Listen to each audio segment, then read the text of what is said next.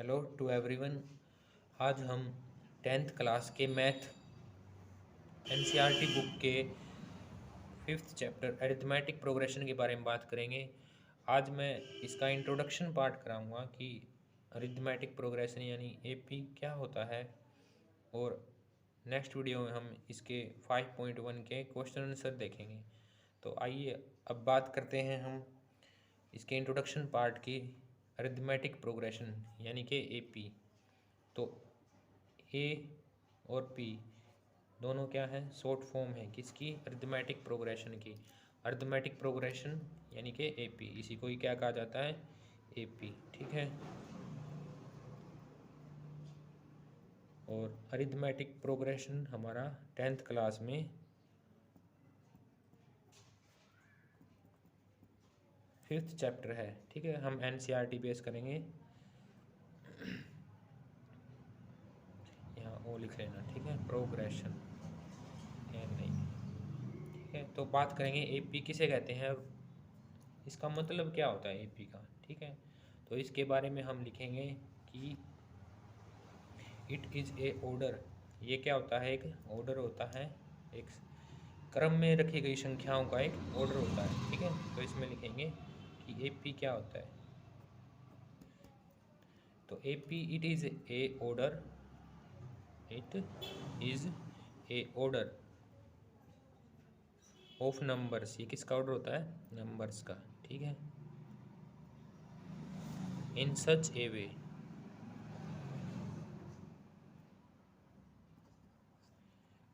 That the common difference, जिसमें क्या होता है, कॉमन डिफरेंस सेम होता है, ठीक है। Common difference is same, same लिख लो या इक्वल, ठीक है। इसमें क्या होता है, कॉमन डिफरेंस इक्वल होता है। जैसे मैं एग्जांपल दूँ, एक का एग्जांपल लेकर समझते हैं, ठीक है। तो पहले हम लिखते हैं 2, 4, 6, 8 और 10 तक, ठीक है। अब हम इस एक ऑर्डर दिख रहा है हमें कि 2 के बाद 4 आया है, 4 के बाद 6, 6 के बाद 8 और 8 के बाद 10। 2 में 2 ऐड हुआ तो कितना बन गया, 4। 4 में 2 ऐड हुआ तो 6। 6 में 2 ऐड हुआ तो 8। 8 में 2 ऐड हुआ तो 10। यानी कि एक ऑर्डर है जिसमें 2 2 हर बार क्या हो रहा है, 2 2 ऐड हो रहा है।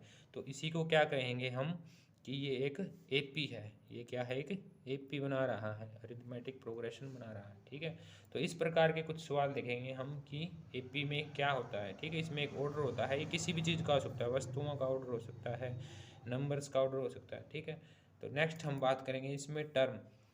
हर एक को हम क्या बोलते हैं, टर्म, पर्टिकुलर एक टर्म को एक ही बोला जाएगा, ठीक है। जैसे कि ये 2 है, ये क्या है, फर्स्ट टर्म है, यानी कि A1 है। A1 हम डिनोट करते हैं फर्स्ट टर्म को, ठीक है। नेक्स्ट आगे हम बताएंगे कि A1 क्या होता है, फर्स्ट टर्म क्या होता है। तो सबसे पहले हम बात करेंगे कि टर्म किसे कहते हैं, ठीक है।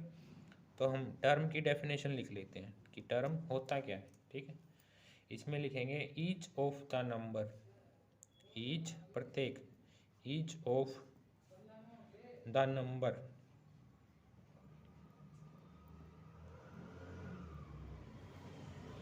इन the list, each of the number in the list. तो लिस्ट में, लिस्ट कौन सी, ये एपी की लिस्ट में जितने भी नंबर हैं क्या कहलाएंगे, इज कॉल्ड टर्म, ठीक है। तो ये क्या कहलाएगी, एक टर्म। तो ए भी एक टर्म है, ये भी एक टर्म है, और 6 भी एक टर्म, 8 भी, पर्टिकुलर सभी क्या है, एक टर्म, ठीक है। तो अब हम देखेंगे इसका एपी का ऑर्डर, ठीक है। हमने बात कर ली। अब हमें एक वर्ड आया था कॉमन डिफरेंस, क्या आया था कि कॉमन डिफरेंस क्या था, तो इसके बारे में हम बात करेंगे। कॉमन डिफरेंस,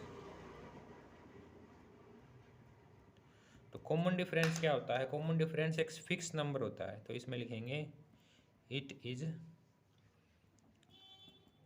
फिक्स्ड नंबर, इसी को क्या कहेंगे, कॉमन डिफरेंस। वो इसको हम डिनोट करते हैं C.D से, कॉमन डिफरेंस, ठीक है। और इसी में दूसरा पॉइंट लिखेंगे,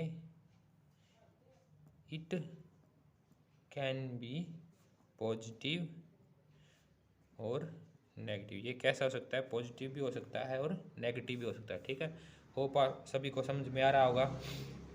हम कुछ एग्जांपल लिख लेते हैं एपी के, जिसमें हम क्या देखेंगे, एक फिक्स ऑर्डर है और उसमें कॉमन डिफरेंस सबका सेम मिलेगा। ठीक है, तो आप ध्यान से देखना और बताना फिर। ठीक है, तो हम कुछ एग्जांपल ले लेते हैं, सम एग्जांपल्स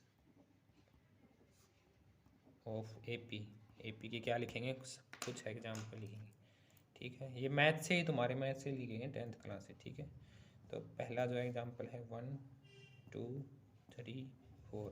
ठीक है, ये ऐसे ही क्या है, सीरीज कंटिन्यू है। डॉट डॉट डॉट का मतलब है कि सीरीज क्या हो रही है, कंटिन्यू हो रही है। ठीक है, नेक्स्ट पॉइंट हम लिख लेते हैं, नेक्स्ट एग्जांपल। ठीक है, ये एपी है, देखो 1 2 3, हर एक में क्या हो रहा है, हर एक टर्म में एक एक चीज़ ऐड हो रही है। ठीक है, नेक्स्ट एग्जांपल है 100 70 40 40, फिर के बाद 10, और फिर क्या हो रहा है, ये कंटिन्यू हो रहा है। ठीक है, तो ये था थर्ड सेकंड एग्जांपल। नेक्स्ट है थर्ड एग्जांपल। थर्ड में देखेंगे -3 -2 1 0। ठीक है, ये भी क्या हो रही है, कंटिन्यू हो रही है। नेक्स्ट फोर्थ एग्जांपल मैं लिखता हूँ 4 4 4 4 डॉट डॉट डॉट और 4। ठीक है, नेक्स्ट होप सभी को इनका मतलब समझ में आ रहा होगा। ठीक है, A1 क्या है, पहली टर्म, A2 क्या है, second term, third term, fourth term, fifth term. ठीक है, अब हमें इन टर्म्स को दूसरी तरीके से भी लिख सकते हैं, जैसे कि हमें पता है कॉमन डिफरेंस क्या है, तो हम A1 में प्लस डी करेंगे तो क्या आ जाएगी, A2। ठीक है, अब A2 में कॉमन डिफरेंस ऐड करेंगे, क्या आ जाएगी, A3। और A3 में हम कॉमन डिफरेंस ऐड करेंगे तो क्या आ जाएगी, A4।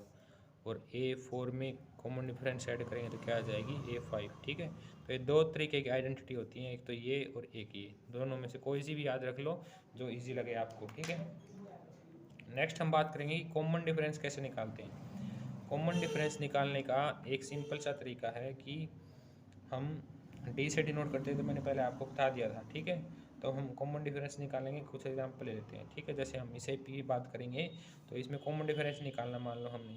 ठीक है, तो पहले शुरुआत करते हैं, A2 - A1, ये फॉर्मूला होता है डी निकालने का। ठीक है, तो डी निकालने का क्या फॉर्मूला है, A2 - A1। अब डी हम यहाँ लिखेंगे, A2 की वैल्यू लिखेंगे, A2 क्या है, 4, और A1 कितना है, 2, तो 4 में से 2 गया 2, तो डी कितना आया, 2। ठीक है, ऐसे ही दूसरे केस में फिर A3 - A2, नेक्स्ट फिर ऐसे ही A4 - A3, ऐसे चलते रहेंगे जब तक ये सभी में सेम नहीं आएगा। A3 कितना है, 6 -4, तो कितना आया, 2। यहाँ कितना है, 8 -6, तो कितना आया, 2। तो हम देखेंगे कि यहाँ भी 2 आया हुआ है, यहाँ भी 2, तो कॉमन डिफरेंस क्या है, सेम है। कॉमन डिफरेंस इज सेम, तो हम कह सकते हैं, सो वी कैन से कि it is an AP, it is an AP, तो ये AP है। ठीक है, तो हम क्या कह सकते हैं, ये AP होने के लिए शर्त है, ये क्या है, कंडीशन है कि इसको AP को बराबर होना ही पड़ेगा। जब अगर कॉमन डिफरेंस बराबर होगा तभी ये AP कहलाएगी। ठीक है, नेक्स्ट हम बात करते हैं इसके फॉर्मूले की। ठीक है, तो इसमें 2 फार्मूलाज यूज़ होंगे, तो मैं दोनों लिखवा देता हूँ आपको। ठीक है, तो पहला है फाइंड द nth टर्म। अगर हमें nth टर्म फाइंड करनी है, क्या है,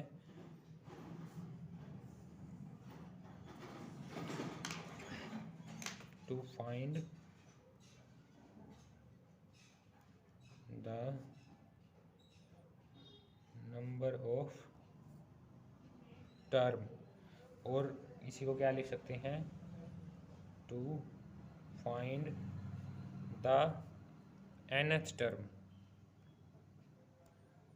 ठीक है, इसका फॉर्मूला होता है AN बराबर A plus N - 1 into D, ये इसका फॉर्मूला है।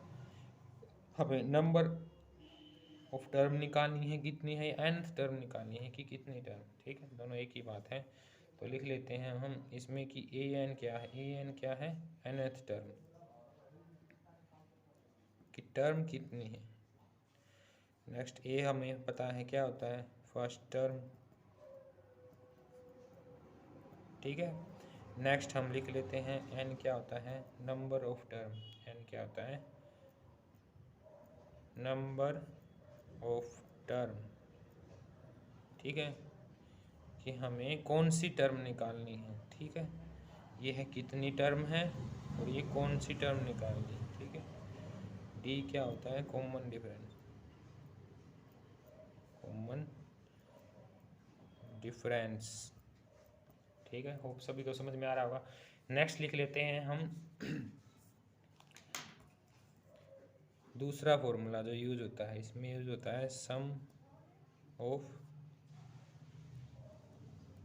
First N term of AP. अगर हमें फाइंड करना है कि एपी में जो टर्म है उनका सम कितना होगा, ठीक है, तो इसके लिए कौन सा फॉर्मूला यूज होगा, इसमें लिख लीजिए S is equal to N by two bracket start 2a plus n minus 1 into D bracket close. तो ये फॉर्मूला यूज होता है, ठीक है। मैं इसमें कुछ एग्जांपल लेता हूँ, आपको फाइंड करना है, ठीक है। तो जैसे मैं AP दे रहा हूँ आपको बना के 2 4 6 डॉट डॉट 20, ठीक है। तो हमें इन तक सभी टर्म्स का क्या निकालना है, सम, ठीक है।